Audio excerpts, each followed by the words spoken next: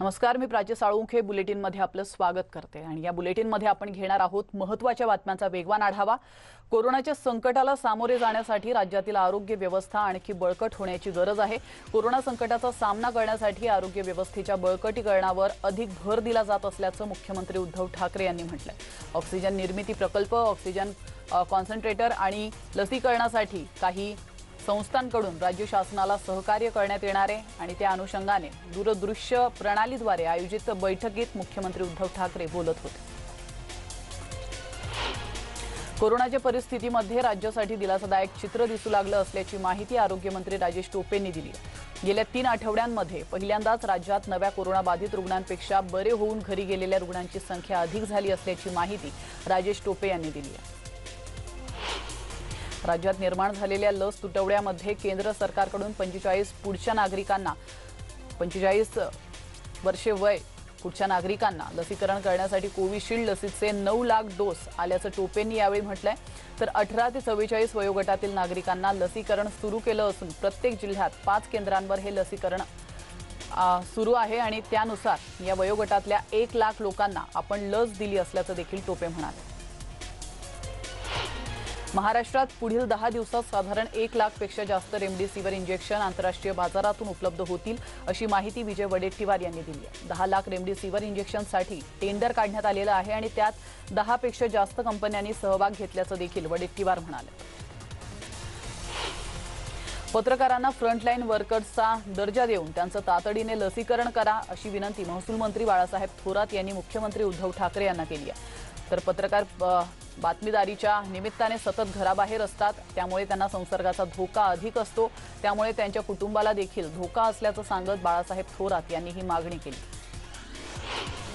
महाराष्ट्र कोरोनाच्या दुसऱ्या लाटेला तोंड देत आहे। रुग्णांच्या उपचारासाठी ऑक्सिजनची मोठ्या प्रमाणात आवश्यकता भासते आणि त्यामुळे राज्यात ऑक्सिजन मागणी वाढत असून केंद्र शासनाकडून सध्या होत असलेल्या पुरवठ्यात 200 मेट्रिक टन ऑक्सिजनचा वाढीव पुरवठा करण्यात यावा। लिक्विड ऑक्सिजनच्या वाहतुकीसाठी 10 टँकर्स महाराष्ट्राला उपलब्ध करून द्यावेत अशी मागणी राज्याचे मुख्य सचिव सीताराम कुंटे यांनी केली आहे। मंत्रिमंडळ सचिव राजीव गौबा यांना पत्र पाठवून ही मागणी करण्यात आली।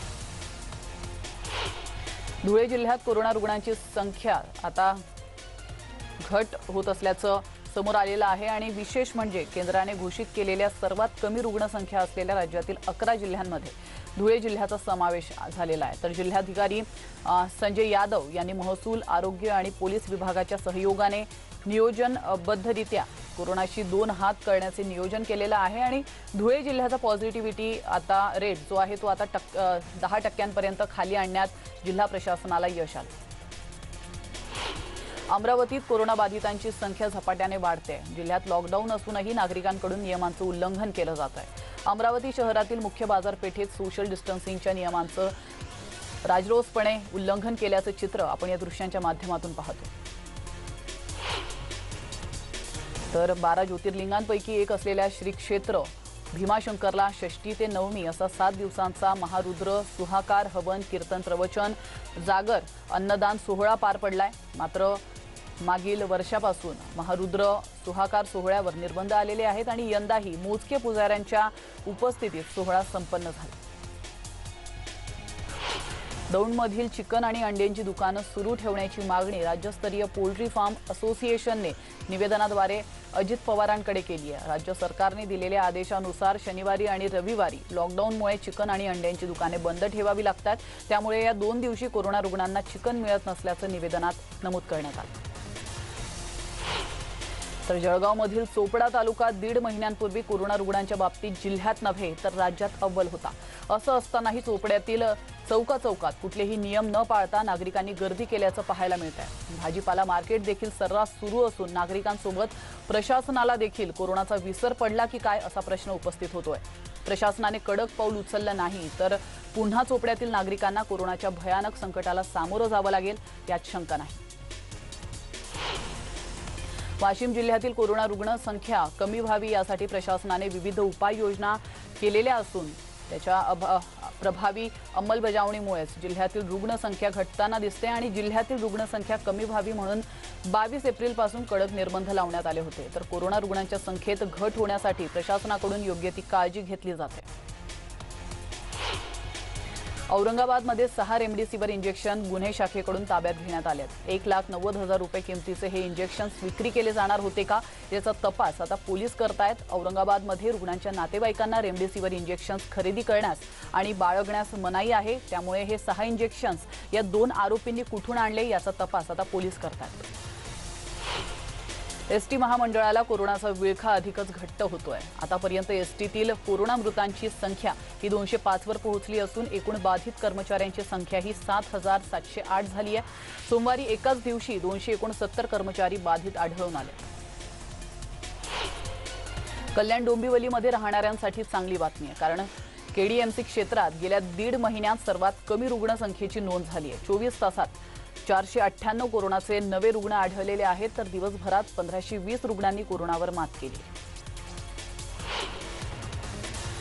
बीड जिल्ह्यात कोरोना रुग्ण संख्या दिवसेंदिवस वाढत चालली आहे। जिल्हाधिकारी रवींद्र जगताप यांनी बीडमध्ये 3 दिवस लॉकडाऊन करण्याचा निर्णय घेतलाय। जिल्ह्यात 3 दिवसांचा कडक लॉकडाऊन लावण्याचा आदेश देण्यात आलेला आहे आणि या आदेशाच्या अंमलबजावणीसाठी पोलीस यंत्रणा सज्ज झाली असून स्वतः पोलीस अधीक्षक रस्त्यावर उतरून सूचना देताना पाहायला मिळतात।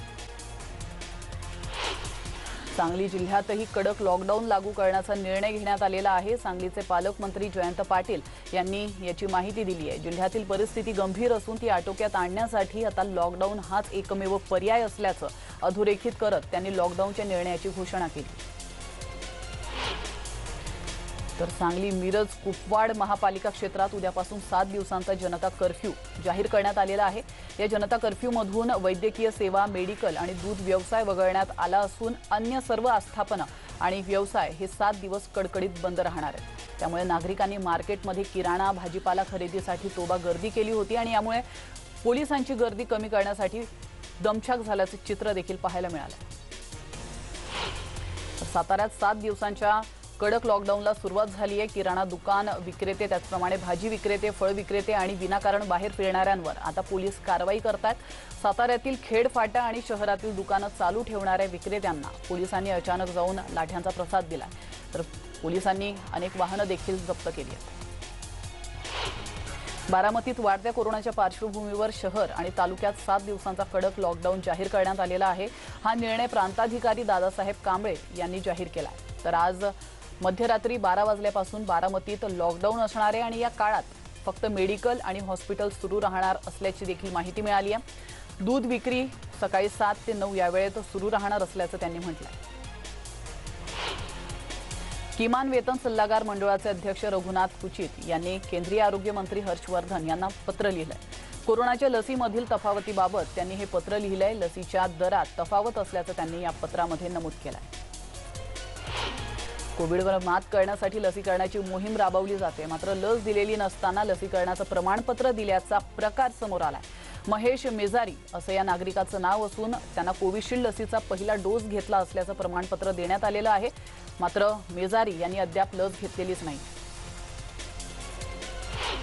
राज्य सरकार आणि केंद्र सरकार सर्वसामान्य लोकांना कोरोनाची मोफत लस देण्याबाबत विचार करत आहे, मात्र त्याची वाट न पाहता नवी मुंबई महानगरपालिकेने शहरातील नागरिकांना मोफत लस द्यावी अशी मागणी आमदार गणेश नाईक यांनी महानगरपालिका आयुक्त अभिजित बांगर यांच्याकडे केली आहे। यासाठी आज नाईक यांनी आयुक्तांची भेट घेत लेखी निवेदन देखील दिलं। पुण्यात सलग 4थ्या दिवशी 45 वर्षांच्या पुढील नागरिकांचं लसीकरण बंद राहणार आहे। लस उपलब्ध न झाल्याने 45 वयाच्या वरील नागरिकांचं लसीकरण होणार नाहीये, हे प्रशासनानं स्पष्ट केलंय। आतापर्यंत पहिला आणि दुसरा डोस मिळून 8,38,000 जणांचं लसीकरण पूर्ण झालंय। यापैकी सुमारे 5 लाख नागरिक दुसऱ्या डोसच्या प्रतीक्षेत आहेत। नागपूरमध्ये लसीचा मर्यादित साठा असल्याने आज नागपूर शहरात 3 आणि ग्रामीणमध्ये 2 अशा 5च केंद्रांवर 18 ते 44 वयोगटातील नागरिकांचं लसीकरण सुरू झालंय। तर दुसरीकडे 45 वयाच्या वर नागरिकांचं लसीकरण आज देखील बंद ठेवण्यात आलं होतं। राज्यातच कोरोना प्रतिबंधित लसींचा तुटवडा हा कायम आहे आणि अमरावती जिल्ह्यातही पुन्हा कोरोना लस पूर्णपणे संपल्याने जिल्ह्यातील जवळजवळ सर्वच लसीकरण केंद्र बंद झालेत आणि जिल्हा आरोग्य अधिकारी डॉक्टर दिलीप रनमले यांनी ही माहिती दिली। वाशिममध्ये लसींचा साठा उपलब्ध नसल्याने गेल्या 4 दिवसांपासून 45 वर्षांवरील नागरिकांचं लसीकरण बंद आहे।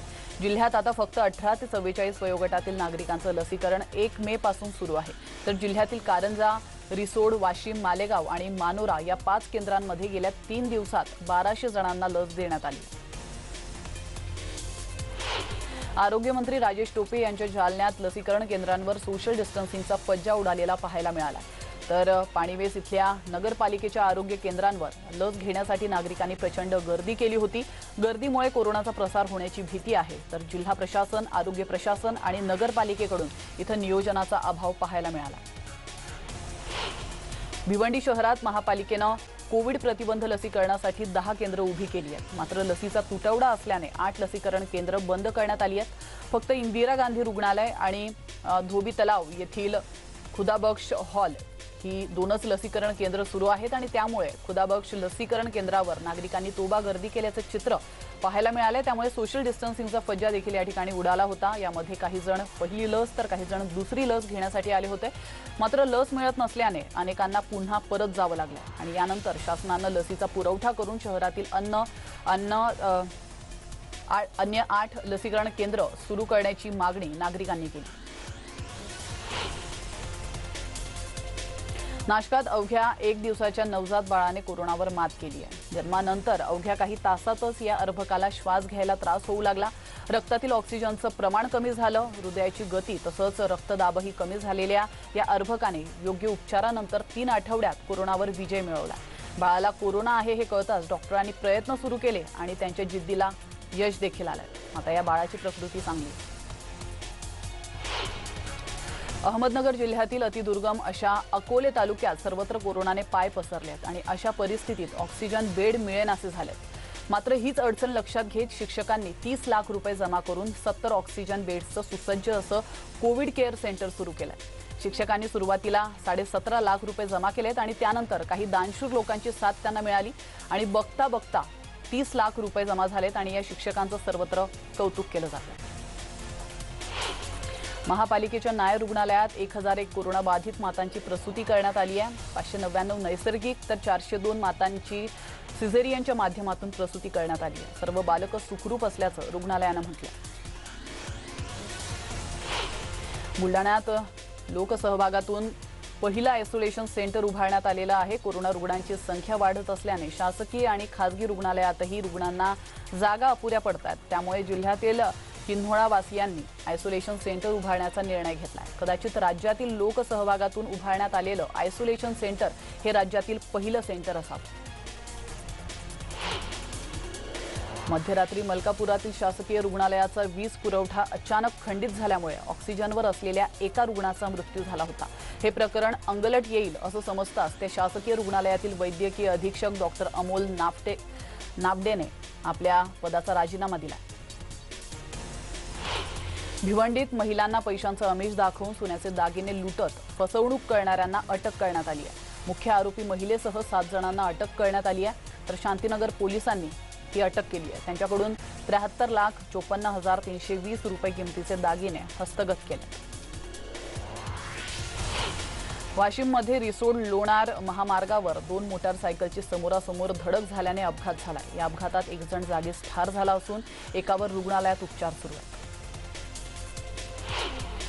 बातमी आहे औरंगाबादमधून. औरंगाबाद जिल्ह्यातील फुलंब्री तालुक्यात शेतीच्या वादातून 2 गटात तुफान हाणामारी झाली आहे. फुलंब्री तालुक्यातील पिरबावडामधील घटना असून मारहाणीत 3 ते 4 जण जखमी झाल्याचं कळत आहे. दरम्यान दोन्ही गटांविरोधात गुन्हे दाखल करण्यात आले.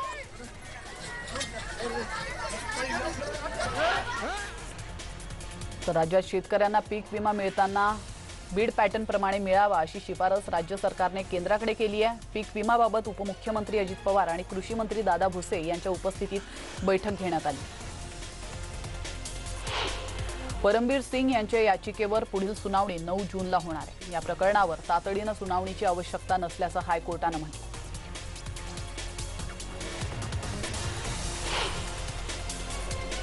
इथे घेतो एक छोट ब्रेक. नंतर स्पीड न्यूज मध्ये पुन्हा एकदा आपलं स्वागत आहे आणि पुन्हा एकदा घेऊयात उर्वरित बातम्यांचा वेगवान आढावा.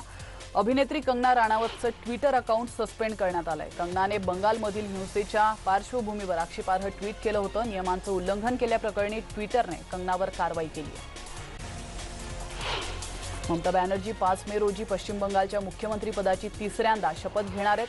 पश्चिम बंगालचे राज्यपाल जगदीश धनखड यांनी सोमवारी माहिती दिली आहे. कोरोनामुळे या शपथविधी सोहळ्याला अगदी मोजके लोक उपस्थित राहणार आहेत. त्यासाठी त्याआधी प्रथेनुसार बॅनर्जी यांनी राज्यपालांकडे राजीनामा देखील सोपवलेला आहे. पश्चिम बंगालच्या विधानसभा निवडणुकीत ममता बॅनर्जी यांना 292 पैकी 213 जागा मिळून घवघवीत यश मिळालं. आयपीएलचे सर्व सामने रद्द करण्यात आलेले आहेत. कोरोनाच्या वाढत्या संकटामुळे बीसीसीआयनं हा निर्णय घेतलाय. हैदराबाद आणि दिल्लीच्या संघातील खेळाडू कोरोना बाधित झालेत. हैदराबादच्या वृद्धिमान साहाला कोरोनाची लागण झाली आहे, तर दिल्लीचा अमित मिश्राही कोरोना बाधित झालाय. तर 3 टीममधील खेळाडूंना कोरोनाची लागण झाल्याचं कळत आहे. हा संसर्ग आणखी पसरू नये म्हणून आयपीएल स्पर्धाच रद्द करण्याचा निर्णय घेण्यात आला. बॉलिवूड अभिनेत्री आलिया भट हिने मदतीसाठी एक पाऊल पुढे टाकलंय. आलियाने नुकतंच तिच्या ट्विटर अकाउंटवरून 4 टेम्पलेट्स शेअर केलेले आहेत. यात सध्याच्या कोरोना काळात लोकांची गैरसोय होऊ नये म्हणून काम करणाऱ्या सामाजिक संस्थांची माहिती देण्यात आली आहे. एकूण 4 संस्थांची नावं, कोणत्या सेवेसाठी कार्यरत आहेत, ते क्षेत्र, संपर्क क्रमांक, पत्ता अशी एक यादीच या टेम्पलेटमध्ये देण्यात आलेली आहे. आणि हेमकुंट फाउंडेशन, त्याचप्रमाणे हसिरुडाला फाउंडेशन, तर रुरल हेल्थ केअर फाउंडेशन आणि नूतन जीवन अशी या 4 सामाजिक संस्थांची नावं आहेत. अभिनेता प्रतीक गांधी सोनीव्हिल वरील स्कॅम 1992 या वेब सिरीजमधून प्रकाश झोतात आला. आता प्रतीक आणखी एका नव्या वेब सिरीजमध्ये दिसणार. त्याच्या या आगामी वेब सिरीजचं नाव आहे विठ्ठल तिडी. ही एक गुजराती वेब सिरीज आहे आणि या वेब सिरीजचा ट्रेलर हा नुकताच प्रदर्शित झाला. अभिनेत्री नर्गिस दत्त हिचा आज 40वा स्मृती दिन आहे. अभिनेता संजय दत्त याने सोशल मीडियावर आपल्या आईच्या आठवणींना उजाळा दिलाय. त्याने आईसोबतचा एक black and white photo share केलाय. नर्गिसने छोट्या संजयला आपल्या कुशीमध्ये घेतलंय. एकही दिवस तुझ्या आठवणीशिवाय जात नाही असं या फोटोखाली लिहिलं गेलंय.